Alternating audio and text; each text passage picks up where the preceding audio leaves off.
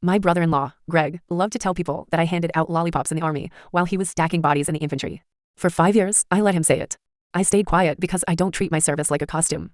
But last Thanksgiving, Greg decided to accuse me of stolen valor in front of the entire family, and that was the moment I decided to end his career. Greg was the golden boy.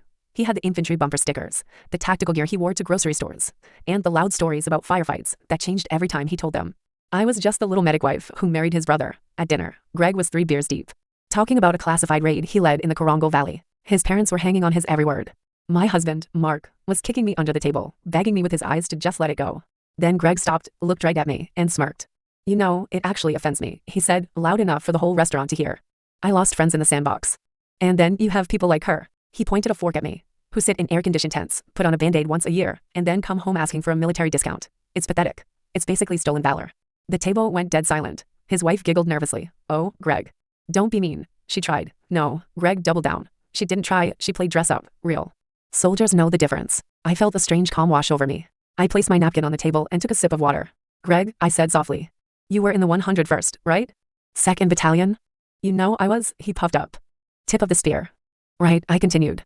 "And this raid in the Korongal? That was July 2012. Operation Hammer Down?" "Exactly," he said, looking proud that I knew his history. I smiled. "That's interesting. Because I was deployed to the Korongal in July 2012. I was the lead medic for 2nd Battalion. And I don't remember seeing you on the line." Greg's face faltered for a split second, but he recovered. "There were hundreds of guys. You wouldn't have seen me. I was deep in the shit." "I would have," I corrected him.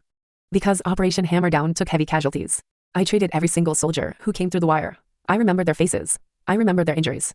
But I don't remember you." I reached into my purse. The family watched, confused. I pulled out my phone and opened a digital file I kept for emergencies. "So, I got curious," I said, sliding the phone to the center of the table. "I have a friend in the archives department. I pulled your service record this morning." Greg stood up. "You can't do that. That's classified. It's public record, Greg," I said. My voice cutting through the room like a knife, "and according to this, you weren't in the Korongal in 2012. You weren't even in Afghanistan." I zoomed in on the document. "You were stationed in Germany. You were a food service specialist, a cook. And not even a good one, judging by the Article 15 you got for failing a health inspection." The silence was deafening. Greg's wife picked up the phone. Her eyes went wide. You were a cook," she whispered. "You told me you had a Purple Heart." "I do," Greg stammered, his face turning bright red. "I cut my hand on a crate. During a drill." "That's not a Purple Heart, Greg," I said. "That's a tetanus shot." I stood up and buttoned my coat. "I have a Silver Star and 2 Bronze Stars for valor. I earned them pulling men out of burning Humvees while you were flipping omelets in safety. Do not ever speak to me about service again." I walked out of the restaurant with my husband right behind me. Behind us, I heard Greg's wife screaming, "You lied to me for 7 years. Greg isn't allowed at family gatherings anymore, and me? I finally enjoy my turkey in peace."